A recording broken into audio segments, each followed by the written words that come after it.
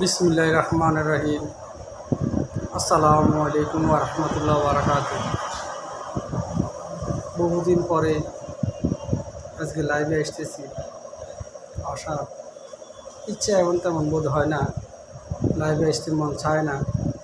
কারণ রাষ্ট্রের বর্তমান যে পরিস্থিতি, এই পরিস্থিতিতে সত্য কথা বলতে গেলে অনেকের গায়ে লেগে যায়, অনেক এটাতে মর্মাহত হন এবং এটা তাদের আঘাত লাগে।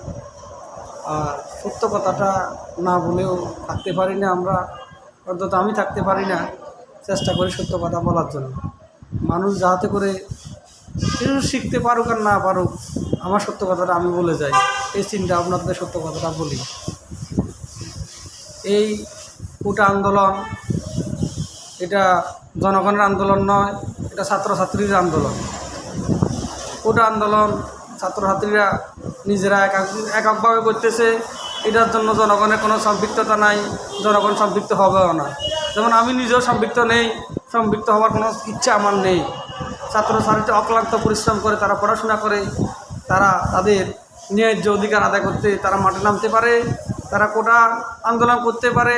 সেই জন্য তাদেরকে গুলি করতে হবে, পিটাতে হবে, এই নীতি বা এটা যারা করছেন তারা মোটেই ভালো কাজ করছেন না। এটার জন্য রাষ্ট্রের এবং আমাদের জনগণের ক্ষতি হচ্ছে, আতঙ্ক সৃষ্টি হচ্ছে। তাই বলি আমি বলবো কোটা আন্দোলন ওদের যুক্তিক অযৌক্তিক সেটার বিষয়ে আমি বলবো না। আমি বলবো কোটা সরকার রাখতেই পারে, কোটাটাকে 20% নিয়ে আসুক। সব মিলে 20% কোটা থাকবে আর 80% উন্মুক্ত থাকবে। তারা প্রতিযোগিতার মাধ্যমে আসবে। রাষ্ট্র গঠনে প্রতিযোগিতামূলক রাষ্ট্র গঠনের খুব প্রয়োজন।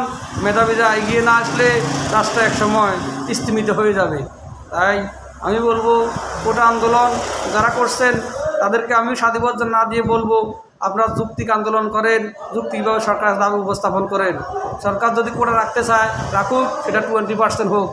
20%-এর মধ্যে সকল কোটা একত্রীভূত করা হোক, আর 80% অর্থাৎ 80% কোটাও মুক্ত করে দেওয়া হোক, যাতে সাধারণ ছাত্রছাত্রীরা তাদের মেধা দিয়ে যোগ্যতা দিয়ে তারা চাকরিগুলো করতে পারে।